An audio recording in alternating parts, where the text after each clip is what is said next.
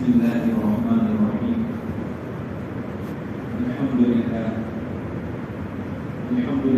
نحمده ونستعينه ونستغفره ونؤمن به ونتوكل عليه ونعوذ بالله من شرور أنفسنا ومن سيئات أعمالنا.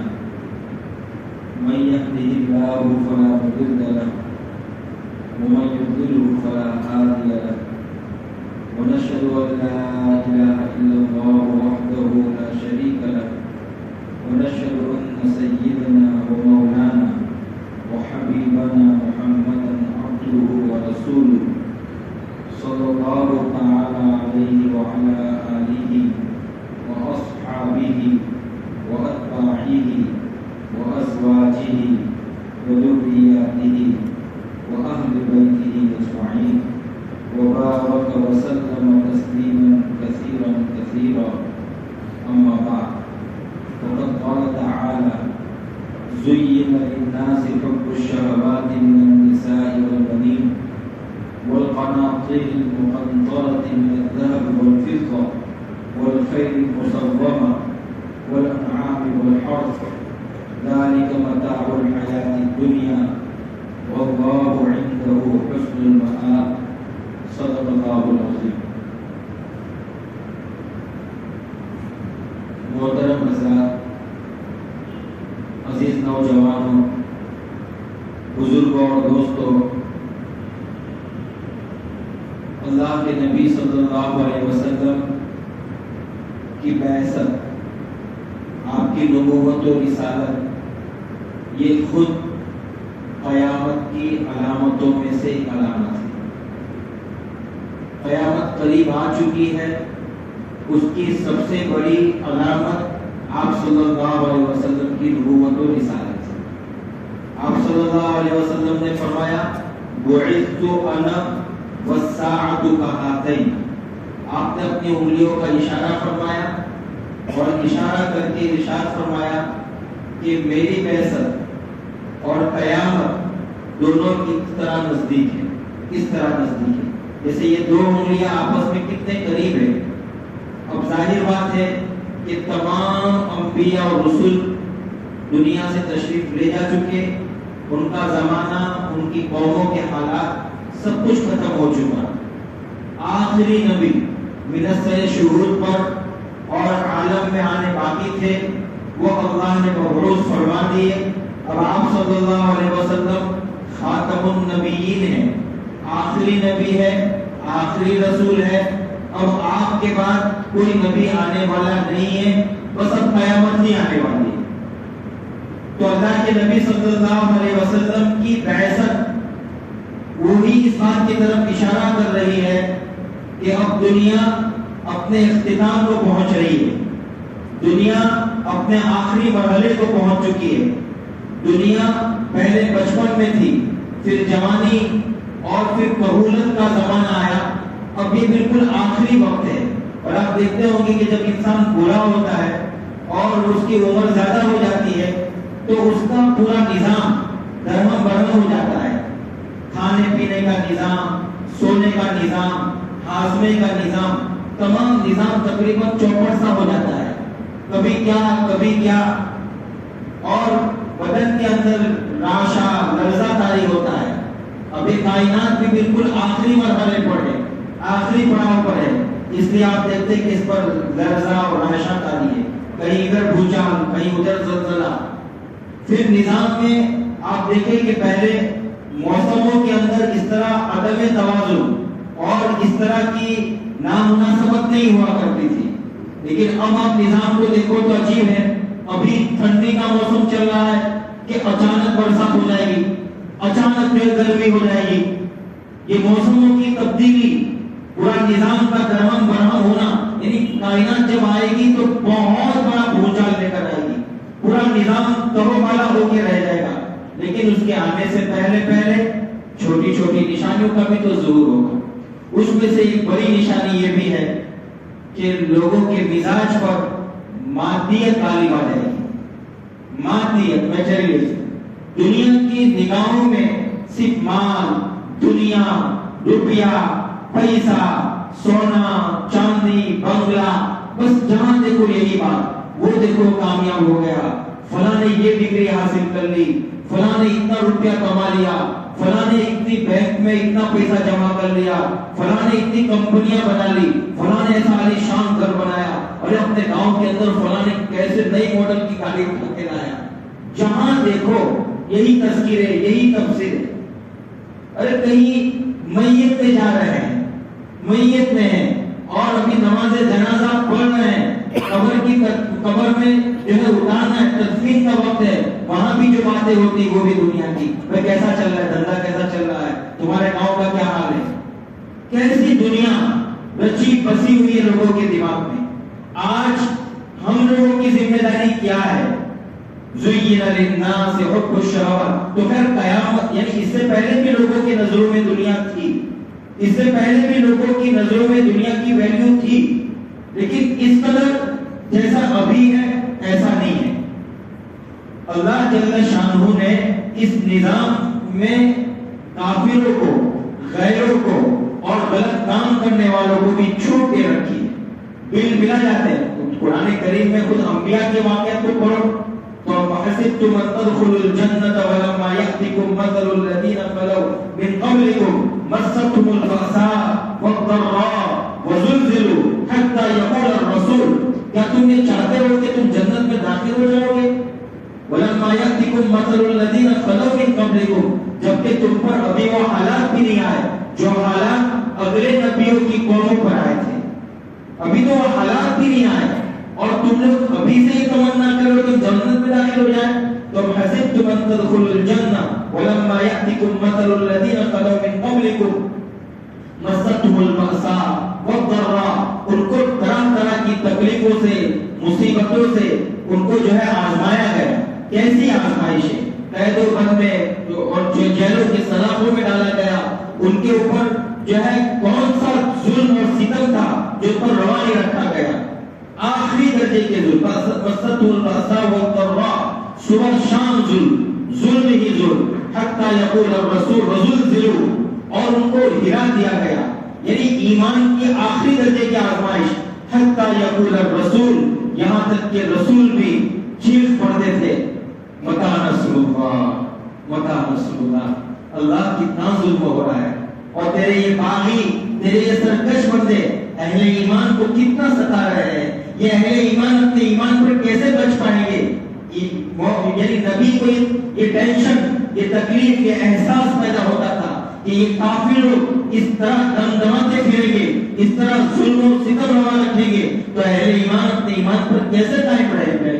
تو حتی یقول الرسول والذین آمنوا، یہاں تک کہ رسول اور اہل ایمان چیخ پڑتے تھے اور کہنے لگتے تھے متی نصر اللہ، کہ اللہ اب تو تیری مدد نازل فرما، کب تیری مدد نازل ہوگی، کب تیری مدد نازل ہوگی؟ تو اللہ فرماتے الا ان نصر اللہ قریب، سن لو اللہ کی نصرت بہت قریب ہے۔ تو ایسا نہیں ہے، حالات تو اللہ ہر زمانے میں دیتا ہے، ہر موقع پر دیتا رہا ہے، لیکن ہمارے زمانے کے حالات اب بہت نامساعد ہونے جا رہے ہیں۔ یہاں ڈرانے کے لیے نہیں بیٹھا ہوں، لیکن یہ ہے کہ ہمیں تیاری کرنی پڑے گی، اور جتنا ہم دنیا کی طرف جائیں گے دنیا ہمیں لات مارے گی، اور جتنا ہم اللہ اور اس کے رسول کی طرف جائیں گے یہ دنیا ہمارے پیچھے آئے گی۔ کیا ہے ہماری کامیابی کا راز؟ کیا ہماری کامیابی اس میں ہے کہ ہم بڑی بڑی ڈگریاں حاصل کر لیں؟ کیا ہماری کامیابی اس میں ہے کہ ہمارے سائنٹسٹ اور مسلم سائنٹسٹ ناسا میں پہنچ جائے؟ بھائیو کیسے میں بیان کروں؟ اگر یہ سب چیز اللہ کو اتنی محبوب اور پسندیدہ ہوتی اور اس چیز کی اللہ کی نظروں میں اتنی بڑی اہمیت ہوتی تو اللہ تعالیٰ اپنے مقرر اور خاص الخاص اور خصوص الخواص اولیاء کرام، بلکہ اللہ تعالیٰ اپنے نبیوں کے ہاتھ پر ہی یہ تمام چیزوں کا انکشاف فرما دیتے، ان نبیوں کے ہاتھ پر کر دیتے۔ اللہ کو تو یہ امتحان لینا مقصود ہے کہ جتنے طاقت کے اسباب ہے، جتنے ظاہری کر و فٹ کے اسباب ہے، جتنے شان و شوکت کے اسباب ہے، اللہ غیروں کے ہاتھ میں دے گا، یہود کے ہاتھ میں دے گا، نصارہ کے ہاتھ میں دے گا، اور ہم یہ کہہ رہے ہیں کہ ہمارے بچے سائنٹسٹ کیوں نہیں بن رہے؟ آپ کو اس کی فکر نہیں کرنی کہ ہمارے بچے سائنٹسٹ کیوں نہیں بن رہے، آپ کو اس کی فکر کرنی ہے کہ ہمارے بچے قرآن و حدیث کے مطابق زندگی کیوں نہیں گزار رہے۔ جس دن یہ امت، حضرت عمر رضی اللہ عنہ کا زمانہ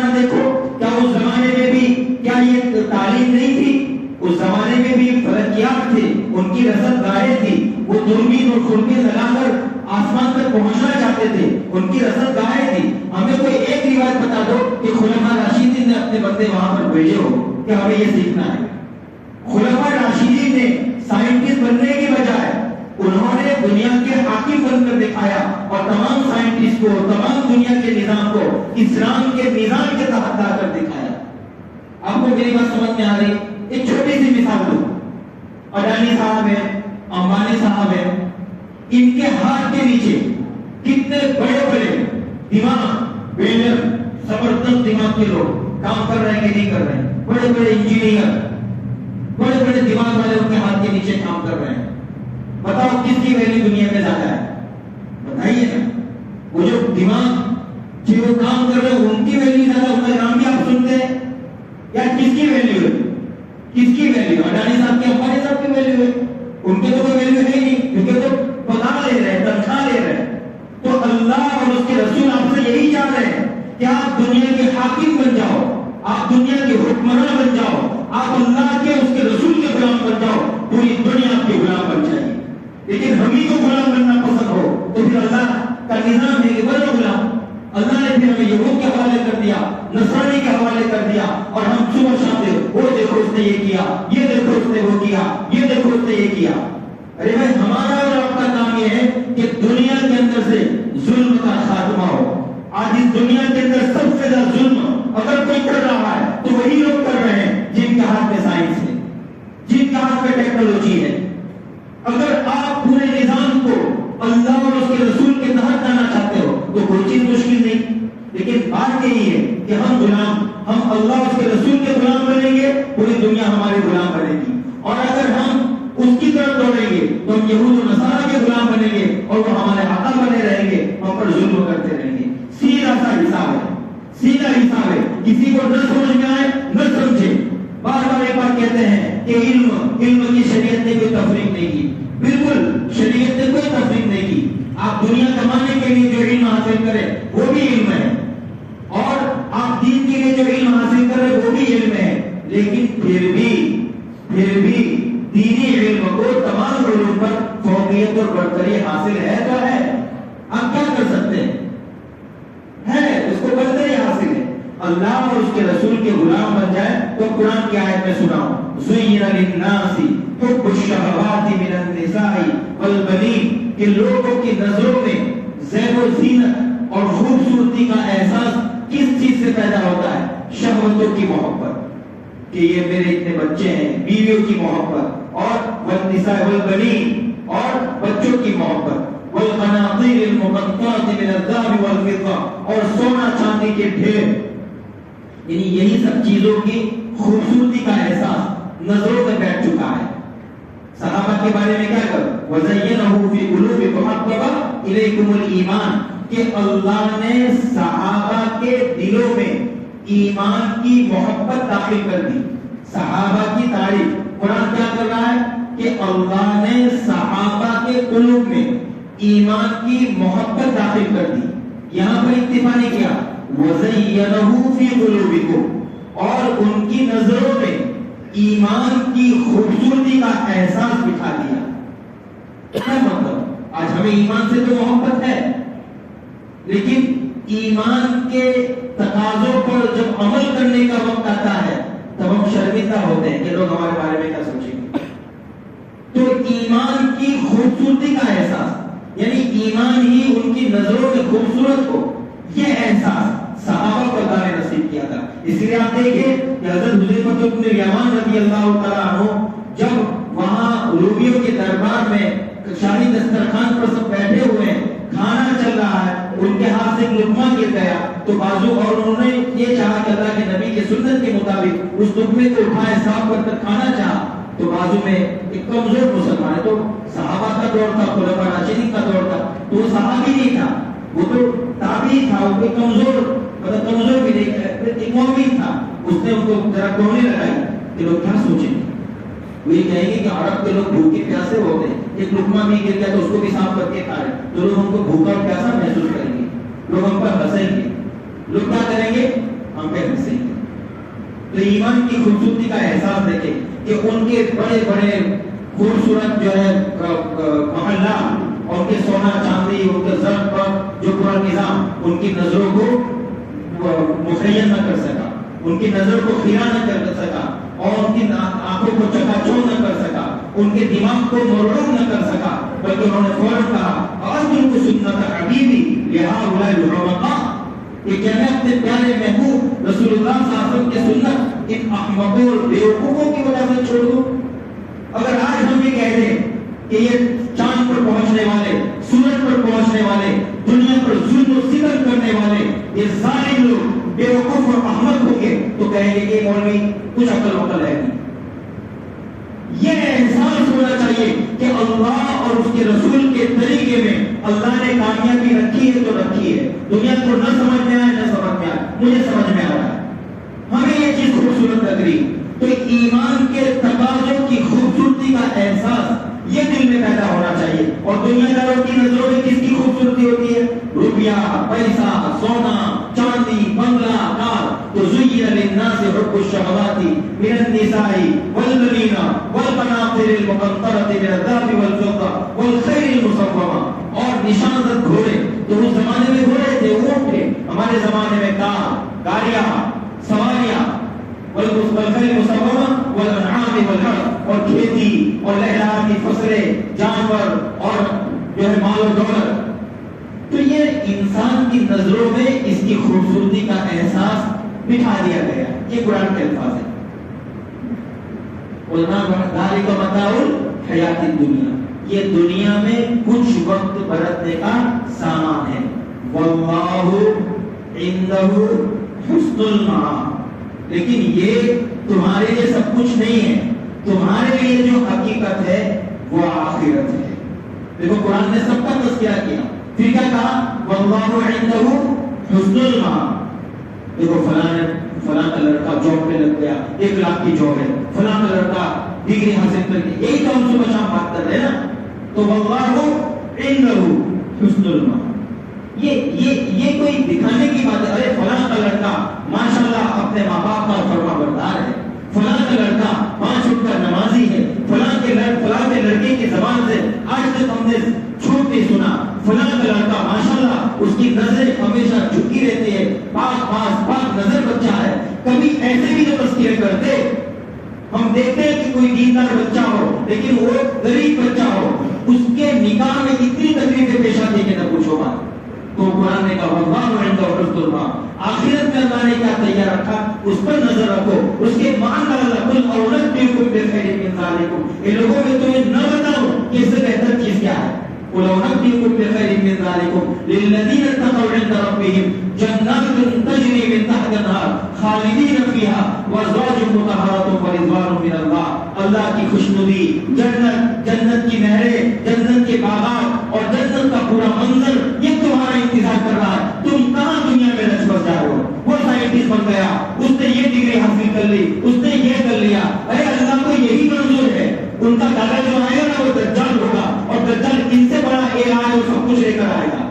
آپ کو پتا ہے کہ جب دنیا کے اندر بھوک مری آئے گی اور لوگ اپنی نظروں سے اپنے ماں باپ کو، اپنے رشتے داروں کو مرتے ہوئے دیکھیں گے، تب دجال اکبر دنیا میں ظاہر ہوگا اور وہ یہ کہے گا کہ تم کس بات کو رو رہے ہو؟ دادا کو رو رہے ہو، ابا کو رو رہے ہو، چاچا کو رو رہے ہو؟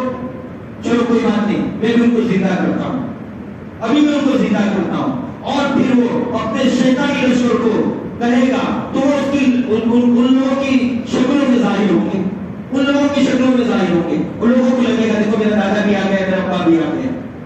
تو ان کی اچھا آپ کو پتا ہے کہ دجال کے پیروکار کون ہوں گے؟ کون ہوں گے؟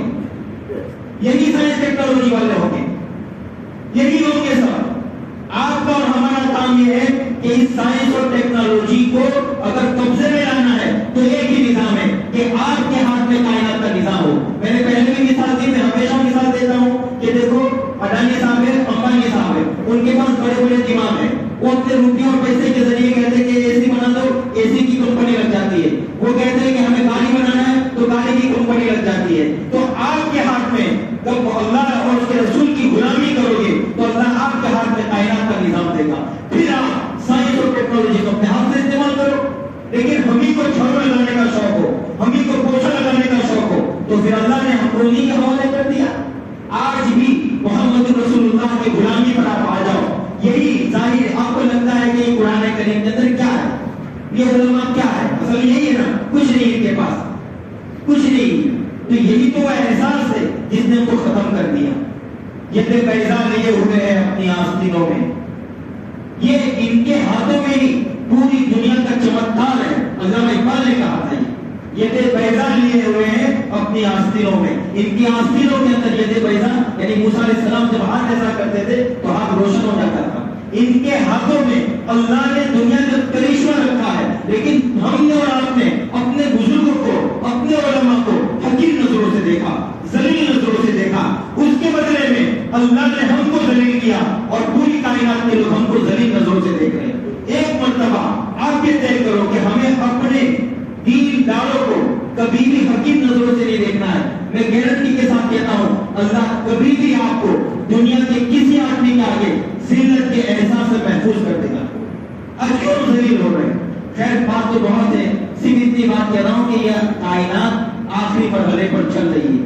پوری دنیا دنیا دنیا روپیہ پیسہ مال دولت بینک بیلنس گاڑی بنگلہ چلا رہی ہے. اب میرے بھائیوں میرے عزیزوں، کون بولے گا اللہ کی صفات کو؟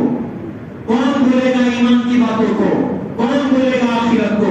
کون بولے گا جنت کو؟ کون سنائے گا قبر کی باتوں کو؟ کون سنائے گا؟ ماں باپ کے پاس بھی وقت نہیں ہے، مدرسے میں علماء کے پاس بھی بچوں کو بھیجنے کو تیار نہیں. ٹیوشن پر اکتفا ہو رہا ہے اور بھیجتے بھی تو مولانا 2 گھنٹے میں بچے کو بھیج دو. اور قرآن صحیح کرائیں، کتابیں پڑھائیں، ان کو دین ایمان درست کرائیں، کیا کیا کرائیں. افسوس ہو رہا ہے. تو آج دنیا مادیت کی طرف جا رہی ہے. اہل ایمان کی ذمہ داری ہے کہ اس دنیا کے دھارے کو پھر مادیت سے ہٹا کر ایمانیات کی طرف جوڑنا ہے.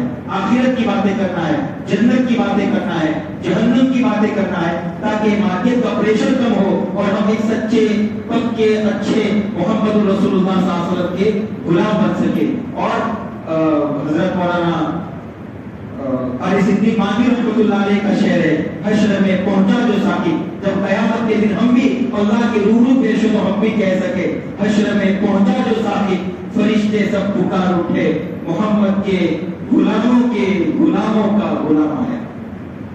ہمیں تو آپ صلی اللہ علیہ وسلم کے غلاموں کا غلام بننا نصیب ہو جائے، ہمارے لیے کافی ہے. اللہ سب کو عمل کی توفیق سے نوازے.